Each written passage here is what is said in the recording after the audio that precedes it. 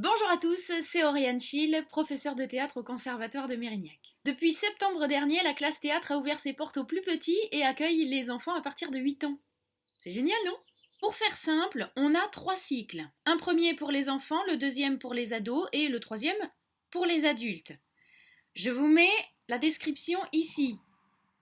Ce sera plus simple. Je m'adresse aux enfants. Pour venir au conservatoire, vous venez à un entretien, me rencontrer, juste, avec un de vos parents, si vous avez envie, ou les deux, comme vous voulez, et on discute. Moi, ça me permet de vous voir, c'est une première rencontre, et ça me permet aussi de voir votre motivation. Pour les plus grands, les ados et les adultes, c'est pas la même chose. On vient aux 2 premiers cours de la semaine de la rentrée, en septembre, et à l'issue de cette semaine de cours, on aura un entretien pour échanger, voir si la formation vous convient, si mon enseignement vous correspond et si moi je peux travailler avec vous aussi par rapport à ce que je propose. Pour le premier cycle, donc les enfants de 8 à 13 ans, c'est d'abord d'explorer les premiers outils du théâtre. Voilà, de se faire plaisir, d'apprendre à jouer sans retenue, avec liberté, joie, dans la bienveillance aussi par rapport à ses camarades. On commence nos séances de travail avec des cartes besoins et émotions.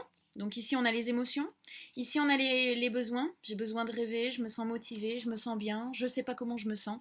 Et ça permet aux enfants de se poser à chaque début de cours et de savoir dans quel état ils sont. Et ensuite on travaille la liberté, la création, l'imagination à travers des exercices d'impro. C'est un cycle où on s'amuse beaucoup, mais où j'instaure quand même le cadre des contraintes, des exercices, de tout ce qu'il faut, de tout ce qu'on a besoin de respecter en tant que comédien sur le plateau pour que à la fin, le projet de fin d'année soit sympa à regarder pour les parents et pour moi aussi.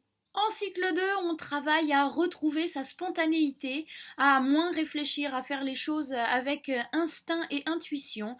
On commence aussi à prendre conscience de toutes les possibilités du corps dans l'espace. On travaille la diction, les intentions, les intonations. On commence aussi à travailler la voix, chanter. Voilà, c'est toutes les ressources de la voix qui sont très intéressantes et qu'on aborde aussi en parallèle avec le travail du corps. L'objectif du cycle 3, c'est d'acquérir une autonomie de jeu et être capable, en créant un personnage, de concrétiser une réelle présence sur scène pour pouvoir ensuite interpréter et s'approprier des textes classiques ou contemporains. C'est jouer et affiner ses perceptions, ses sensations pour être le plus juste possible et du coup gagner en liberté et en autonomie. Voilà.